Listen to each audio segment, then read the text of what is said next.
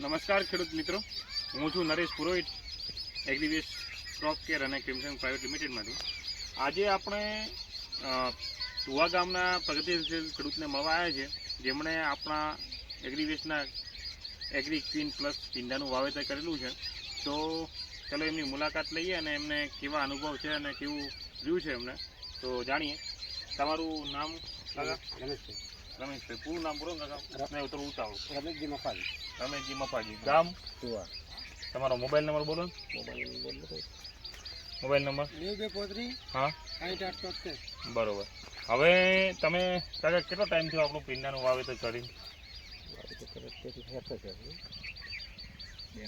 2 મહિના જેવું વાવેતર થઈ ગયું છે તમે. અને કેટલા ટાઈમથી આપણે આ વેરાયટીનું વાવેતર તમે આ પહેલી વાર કર્યું કે આના પહેલાં આ વેરાયટી વાવેલી? પહેલી વાર જ. પહેલી વાર. 1 મહિના ચાલુ છે. અને ભીંડાનું વાવેતર કેટલા વર્ષથી કરો છો? પહેલા 7 વર્ષથી. 7 વર્ષથી. અને આટલા વર્ષોથી તમે જે ભીંડાનું વાવેતર કરો છો, જે અલગ અલગ વેરાયટીઓ વાપરીએ છે, અને જે આપણી આજે એગ્રી ક્વીન પ્લસનું વાવેતર તમે કર્યું છે, એમાં કેટલો શું તમને ફરક લાગે છે? ડબલ.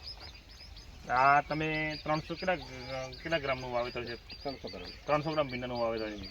તો આ તમને જે આટલા વર્ષોમાં આ ઉતારો કેટલું તમે કેટલા કટિંગ કેટલા દિવસે લો છો અને કેટલો ઉતારો લો છો? ઓતરા દિવસે વેણ આવે છે એમની. ઓતરા દિવસે મતલબ એક દિવસ છોડીને એક દિવસ કટિંગ આવે છે, અને એમનું લગભગ 4 મણ જેવું ઉત્પાદન દર કટિંગે એ લોકો લે છે. અને ભીંડાની ક્વોલિટી કેવી છે? ક્વોલિટી સારી.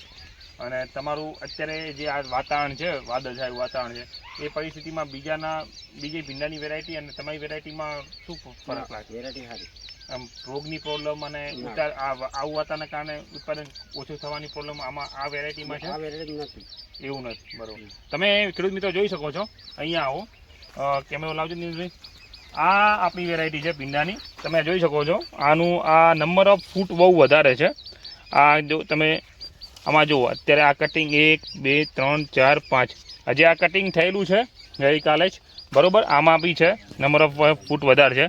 આ કટિંગ ગઈકાલે જ થયેલું છે, અને આ જે નવા ભીંડાની ચાર થઈ છે, આવતીકાલે આ કટિંગ ફરતી આવી જશે.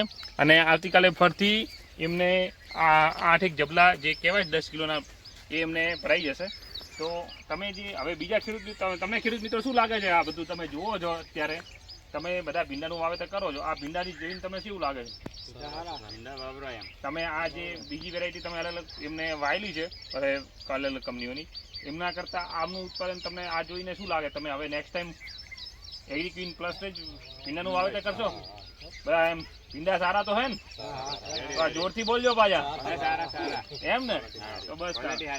તો હવે નેક્સ્ટ ટાઈમ તમે ભીંડાનું વાવેતર કરો તો એગ્રી ક્વીન પ્લસ જ વાવશો એવી આશા રાખીએ છીએ, અને તમારું ઉત્પાદન સારું લઈ શકો એ આપણી આશા.